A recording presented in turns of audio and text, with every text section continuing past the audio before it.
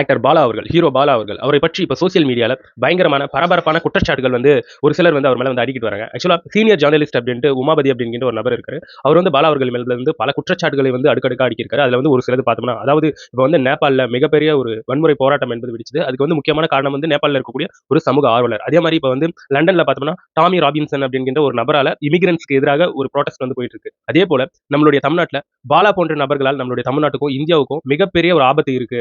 So இவங்கலாம் சர்வதேச கைக்கூலி. So இவங்க வந்து ஆம்புலன்ஸ் வந்து வாங்கி குடுக்குறாங்க. அதே சமயம் அந்த ஆம்புலன்ஸ்க்கு முன்னாடி போட்டோ எடுக்கும்போது அந்த ஆம்புலன்ஸோட நம்பர் பிளேட்ட வந்து மறைச்சு நிக்கிறாங்க. அப்ப அந்த ஆம்புலன்ஸ் வந்து உண்மையாவே வாங்கி குடுத்த வண்டியா? இல்ல அந்த வண்டிக்கு வந்து ப்ராப்பரான டாக்குமெண்ட்ஸ் இல்லாம வேற எங்கனா இருந்து திருடிட்டு வந்த வண்டியான்ட்டு ஏகப்பட்ட குற்றச்சாட்டுகள். ஒரு பிளாட் கட்டுறவங்களாலேயே ஹாஸ்பிட்டல் வந்து கட்ட முடியாது.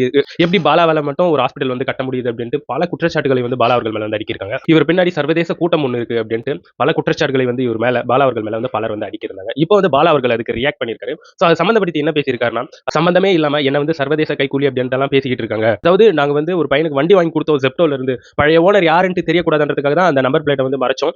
இப்போ அந்த வண்டிக்கான மொத்த டாக்குமெண்ட்ஸும் அந்த பையனோட பேர்ல வந்து மாறிடுச்சு. சோ அதற்கான ப்ரூஃபும் எங்க கிட்ட வந்து இருக்கு. அதே சமயத்துல என்னுடைய சொந்த காசுல தான் மொத்த ஹெல்ப்பும் பண்ணிக்கிட்டு இருக்கேன். சோ இத பார்த்து நெறைய பேர் வந்து எனக்கு வந்து காசு தரேன், நீ வந்து ஹெல்ப் பண்ணுன்னு சொன்னாங்க. பட் நான் ஒருத்தர்கிட்ட கூட ₹1 வந்து வாங்கல. எனக்கு அமெரிக்காவுலலாம் காசெல்லாம் வரவே இல்ல. அமெரிக்காவுல இருந்து காசெல்லாம் வரவே இல்ல. மொத்தம் என்னுடைய சொந்த காசு தான். அடி வயித்துல பயம் இருக்கிறவங்க தான் பயப்படணும். எனக்கு வந்து பயம் கிடையாது. நான் என்னுடைய சொந்த காசுல தான் பண்ணிக்கிட்டு இருக்கேன். அதே சமயத்துல நான் வந்து சென்னையில இப்ப ஒரு ஹாஸ்பிட்டல் கட்டுறேன்னு சொல்லி ஒரு பொய்யான தகவல் வந்து பரப்பிட்டு இருக்காங்க. நான் வந்து ஹாஸ்பிட்டல் கட்டல, ஒரு கிளினிக் கட்டிக்கிட்டு இருக்கேன். சோ பிரைவேட் ஹாஸ்பிட்டல் போனா நெறைய காசு செலவாகுது அப்படின்ட்டு நெறைய ஏழை மக்கள் வந்து சொல்லியிருந்தாங்க. அவங்களுக்கு ஒரு கிளினிக் கட்டணும் அப்படின்ட்டு. சோ அந்த கிளினிக் வந்து நானும் அமுதவாணன் அப்படிங்கிற ஒரு நபர் சேர்ந்து கட்டிக்கிட்டு இருக்கோம்.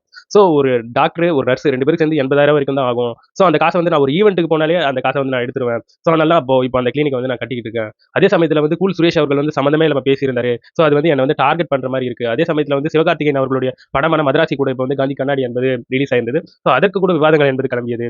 சோ சிவகார்த்திகேயன் என்ன யானை மாரி நான் எறும்பு மாரி.